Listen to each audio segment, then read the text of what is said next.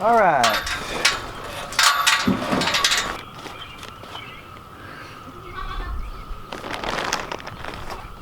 Come on, goaty goats. Here, little guy. There you go. Come on out.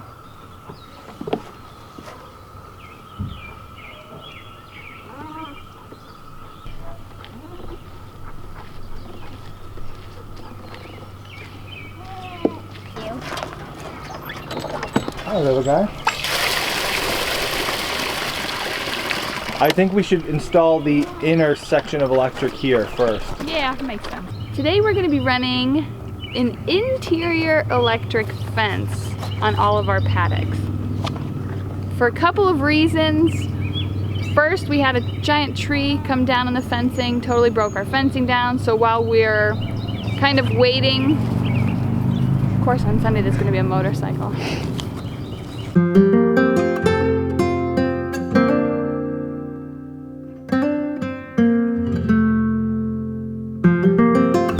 Before we put the fence up permanently, tighten it and everything, Austin wants to take down the other cherry trees we have on the fence line. Just so the next time there's a big storm, we don't have these poisonous trees falling down in our goat paddock.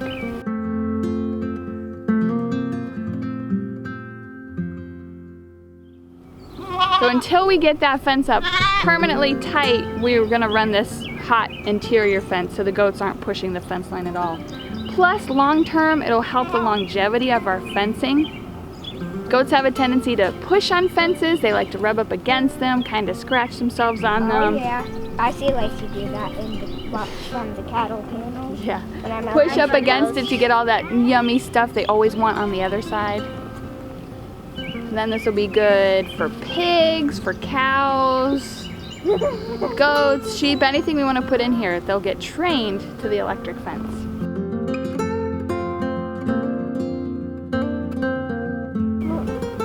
Yeah, they get along pretty good, those two. Yeah. So it's multi-purpose, multi-function, and we're gonna get it done this morning. So let's get started.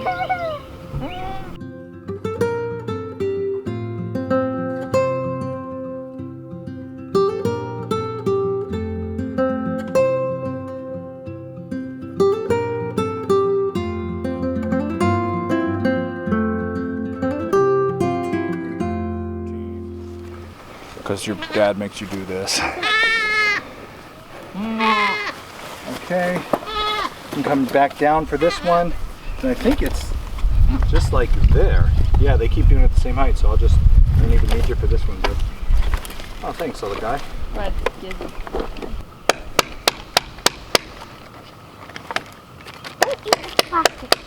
put it in your pocket, honey. She'll definitely eat the pocket. This is a neat little hack. We have this black plastic tubing. It's water line. We have a huge roll of it that we're not using. So I just cut a little bit off the end and we're feeding it through. This is metal fencing. If the wire touches this metal, it grounds out. But I wanted to weave this in between all these paddocks. And so what we're doing is we're just taking a little strip of this plastic tubing, which will not conduct the shock, and we're attaching it to the post, running the wire through it. That way we can have it on both sides in all these paddocks. And not get shocked when you touch the fence. It won't ground out. What's up? Now you can buy plastic tubing for this. It's like a rubber plastic tubing. But we already had this plastic pipe here. And honestly, it was probably cheaper to go this route. That plastic tubing stuff's not cheap. And there's another piece of it just laying around. So now we got this thing wove throughout 2 paddocks. I didn't buy enough of those extenders for 3. Okay, take this, bud.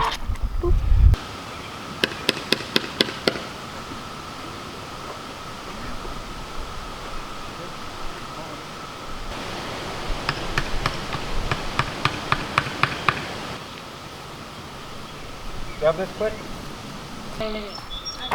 We bought these wood post plastic extenders. It's really long and it keeps it far away from this metal fencing so it doesn't touch the metal fencing and ground out, but it's pretty easy to take on and off. There's a spike. It comes with all the spikes or the big nails that you need. They run through it, you pound it on, throw this guy in, and you just keep fencing, and it's really good. Far enough away from the metal, it won't ground out, and easy to adjust. I like these worked pretty good. So now we're going to turn this on and teach the littlest goat not to touch it. Did you turn it on? Yeah, but tighten it, you know. That little goat there has not been trained to electric at all. The best way to train an animal to electric is this way. A strip or the electric netting set up within solid fencing. Because sometimes animals, when they get shocked, run forward, and if you set that up in the field and they run forward, they get entangled in it and they tear it all apart.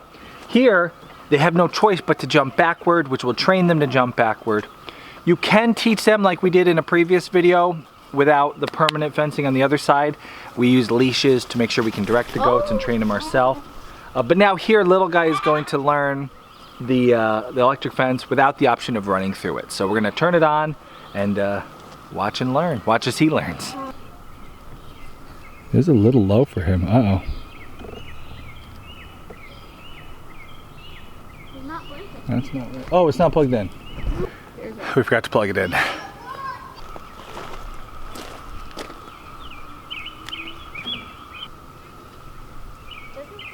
Grounding out over there. Might not be a really bad thing. Goodness. These are tough. What that was called.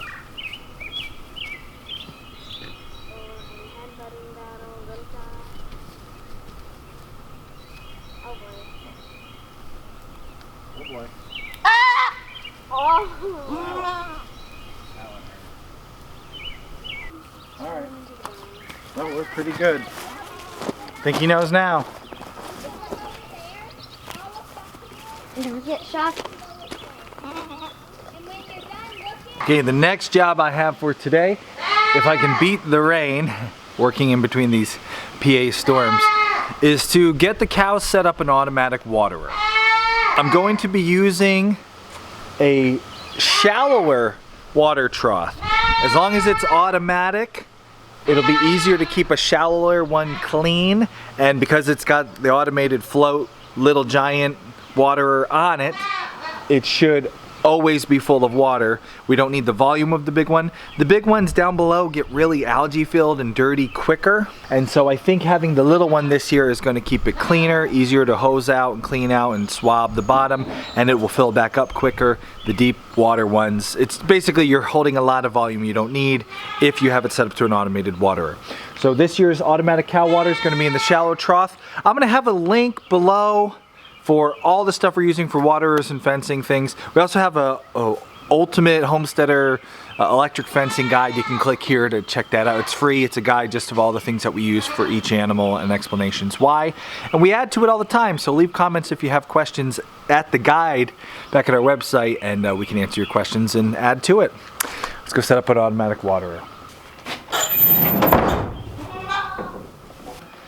In years previous, I have used these red Technor Apex super heavy duty, like awesome hoses. These things have been great. I've talked about them before on the channel. They never kink. They are seriously durable. I find hoses are one of those things you can spend $20 on and it will break and drive you crazy every year, or you can spend like $50 or $60 on once.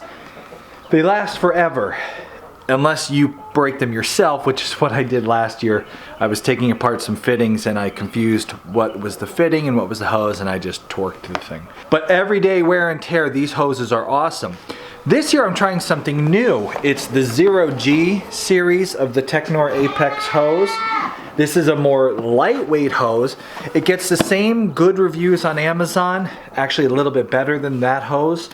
And it's actually higher PSI rating, 600 versus 500. This is a 100-footer. It has a 5-year warranty. Trust me, if it's gonna last 5 years, will be the testing grounds.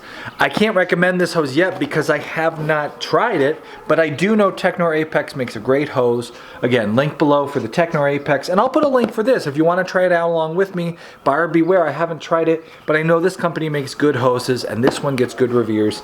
And the reason I'm switching to this one is it's easier to handle. as opposed to that big red one. This one is a lightweight. Weight-wise, it's lighter, but it's made with like a smart, smart sciencey hose material. So it's a lot easier to work with. At the end of the season, it'll be easier to close up and store. And I got 100 footers, so I can run one hose to the cow waterer, one hose to if we do pig waterers or goat waterers or whatever. I got 2 of these to try this year. So link below for that guy. I'm gonna set this up now.